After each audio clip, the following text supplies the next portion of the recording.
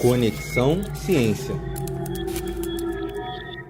O lixo ele vai acompanhar a gente por muito tempo, né? Não tem como evitar isso. A gente tem um sistema produtivo que continua a produção, né? Não só de novas mercadorias, que também vêm aí com uma série de inovações, mudanças tecnológicas e etc. Mas também a gente tem a produção desse lixo.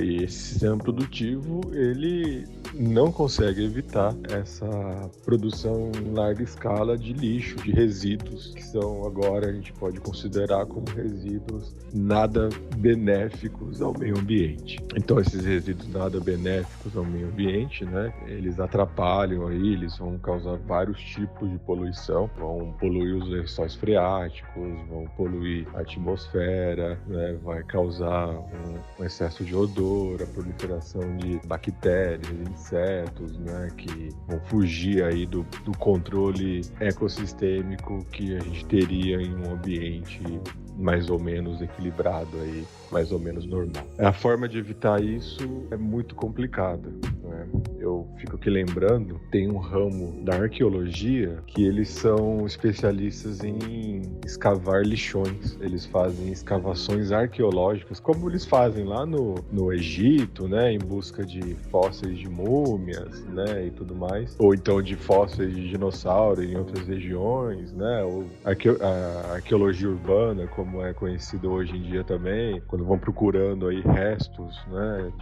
de vestígios, né, de civilizações que foram sobrepostas no erguimento aí, no crescimento de cidades que a gente tem hoje, né? No Rio de Janeiro você tem o caso Valongo, que é uma área que foi cavada, né, arqueologicamente, e encontraram vários vestígios ali do Brasil colonial, né? Então esse grupo eles fazem arqueologia do lixo. A equipe mais conhecida trabalha no lixão de Nova Jersey, lá nos Estados Unidos, e é um lixão assim que eles já escavaram mais de 20 metros para baixo, né?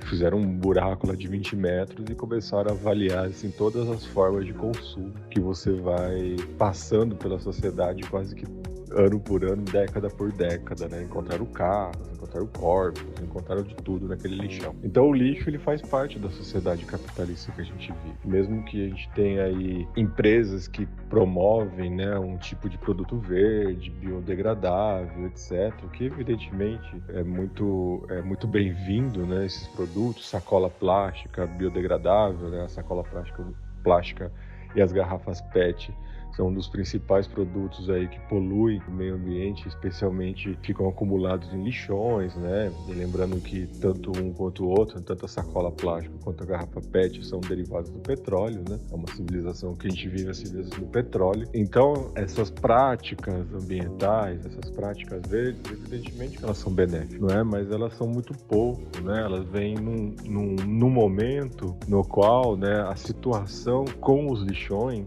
né, eles são já quase que irreversíveis, né? O que você vai fazer com lixo? Tem países que enchem containers desses de navio com lixo e manda para outro país, especialmente países do terceiro mundo, países africanos, e já chegou aqui, inclusive no Brasil, vários containers com lixo que conseguiram despachar de volta lá para o país de origem. São países europeus, em sua maioria, que tentam se livrar do lixo que eles produzem, mas muitas vezes muito mais lixo do que os países na qual eles estão enviando. Então, é um problema que a gente não consegue resolver. Olha, outro exemplo de lixo, né? A gente tem o lixo espacial, né? Com milhares de satélites que estão orbitando o planeta e que não são mais utilizados, né? Eles são detritos, eles não servem para nada e eles ficam em órbita aí por dezenas de anos, aí, uma quantidade de anos, até que eles reentram na atmosfera, ou eles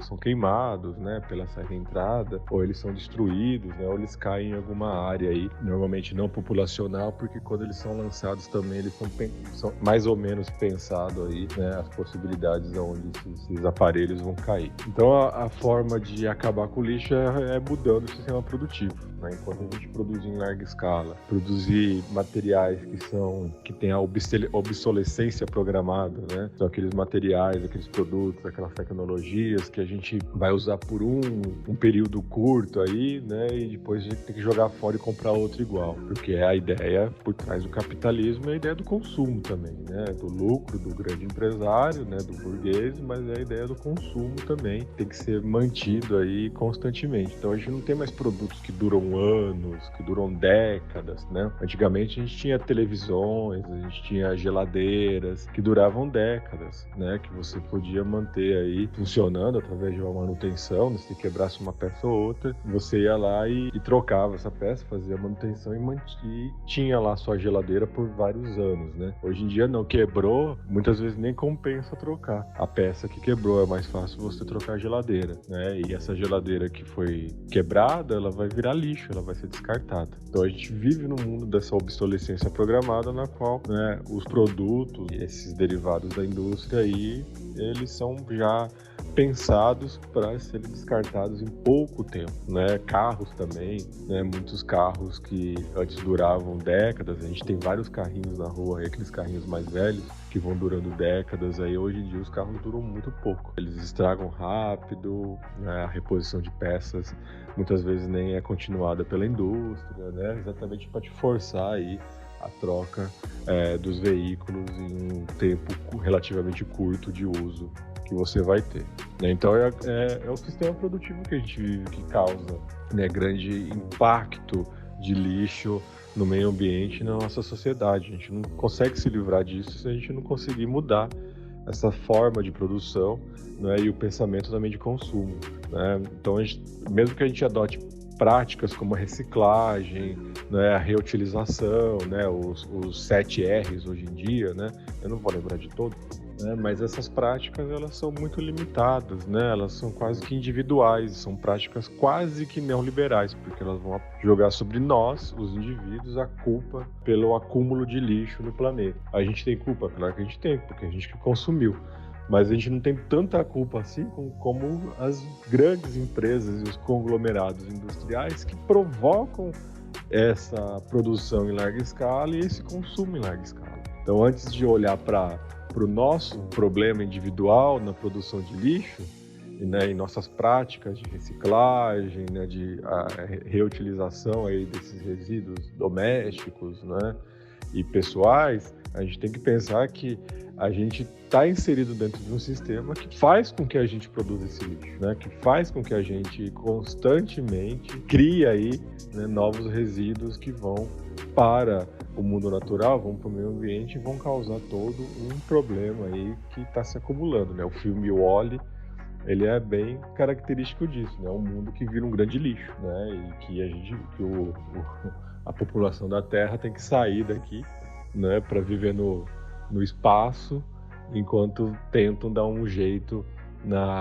no lixo que a gente tem acumulado no planeta. É mais ou menos isso. Só que o filme Wall-E, ele não culpa quem é os grandes culpados, né? Que são esse sistema produtivo que a gente vive, o capitalismo e as grandes indústrias que são derivadas aí, esses conglomerados industriais, empresariais que são derivados do capital.